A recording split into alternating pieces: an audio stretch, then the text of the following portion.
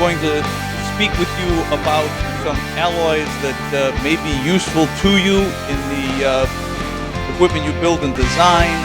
The applications may not be directly the same. We have some nice case studies, but most of them we have oil and gas and heavy equipment.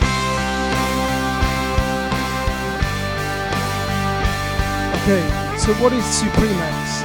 First of all, we start with aluminium powder. This is used for pigments, it's used for rocket fuel, very widely industrially used material, atomized aluminium powder. So the question is, what are BMGs? So both metallic glasses, as you might imagine, they are glasses, and we can say they are glasses because there is a measurable glass transition with these.